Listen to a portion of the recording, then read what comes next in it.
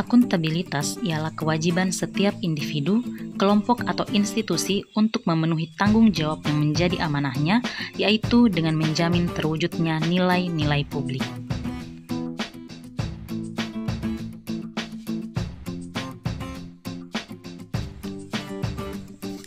Aspek-aspek akuntabilitas. Pertama, hubungan. Hubungan dua pihak antara individu, kelompok, atau institusi dengan negara dan masyarakat. 2. Berorientasi pada hasil. Perilaku aparat pemerintah yang bertanggung jawab, adil, dan inovatif. 3. Membutuhkan laporan. Laporan kinerja sama dengan laporan individu, kontrak kerja, institusi. Keempat, memerlukan konsekuensi berupa penghargaan atau sanksi. Dan yang kelima, memperbaiki kinerja PNS dalam memberikan pelayanan kepada masyarakat.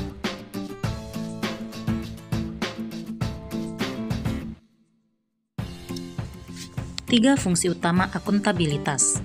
1. Peran demokratis. Peran demokratis merupakan peran untuk menyediakan kontrol demokratis. 2. Peran konstitusional, yaitu untuk mencegah korupsi dan penyalahgunaan kekuasaan.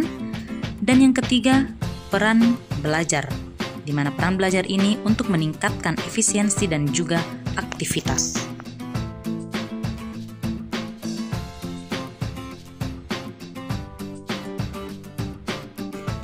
Tingkatan akuntabilitas. Akuntabilitas personal, akuntabilitas individu, akuntabilitas kelompok, akuntabilitas organisasi, dan akuntabilitas stakeholder.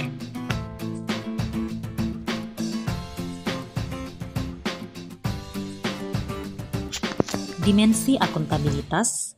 Yang pertama, kejujuran dan hukum, yaitu dimensi kepatuhan terhadap hukum dan juga peraturan yang berlaku. Kedua, proses. Proses merupakan dimensi apakah prosedur yang digunakan sudah berjalan dengan baik. Ketiga, program. Program adalah dimensi yang menjamin apakah tujuan yang ditetapkan dapat tercapai. Dan yang keempat, kebijakan terkait dengan pertanggungjawaban kepada pemerintah.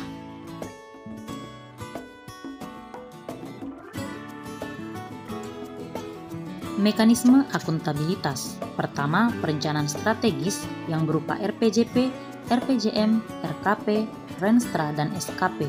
Kedua, kontrak kinerja. Dan yang ketiga, laporan kinerja atau LAKIP.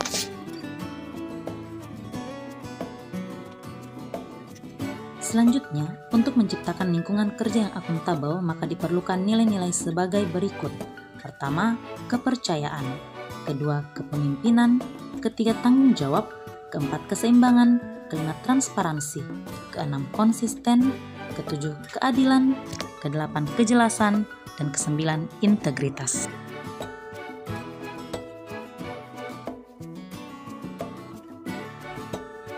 Lima langkah dalam framework akuntabilitas. Pertama, tentukan tujuan dan tanggung jawab. Selanjutnya, rencanakan apa yang dilakukan untuk mencapai tujuan. Kemudian, lakukan implementasi, monitoring kemajuan. Keempat, berikan laporan secara lengkap. Dan yang kelima, berikan evaluasi dan masukan perbaikan. Akuntabilitas dalam organisasi.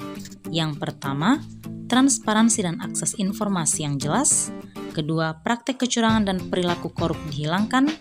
Yang ketiga, penggunaan sumber daya milik negara secara bijaksana. 4. Penyimpangan dan penggunaan data dan informasi pemerintah. Serta yang kelima, konflik kepentingan. Adapun ASN yang akuntabel, maka mampu mengambil pilihan yang tepat. Selanjutnya, tidak terlibat dalam politik praktis dan melayani warga secara adil dan konsisten. Kebiasaan personal yang diharapkan, yaitu PNS bertindak sesuai dengan persyaratan legislatif, kebijakan lembaga, dan kode etik yang berlaku untuk perilaku mereka. Selanjutnya yang kedua, PNS tidak mengganggu, menindas, atau diskriminasi terhadap rekan atau anggota masyarakat.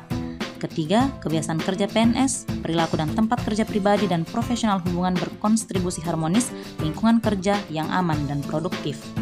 Kemudian yang keempat, PNS memperlakukan anggota masyarakat dan kolega dengan hormat, penuh kesopanan, kejujuran dan keadilan, dan memperhatikan tempat untuk kepentingan mereka, hak-hak, keamanan, dan kesejahteraan.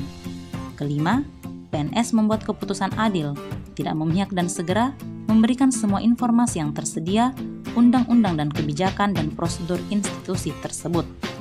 Lalu selanjutnya yang keenam, PNS melayani pemerintah setiap hari dengan tepat waktu, memberikan masukan informasi dan kebijakan.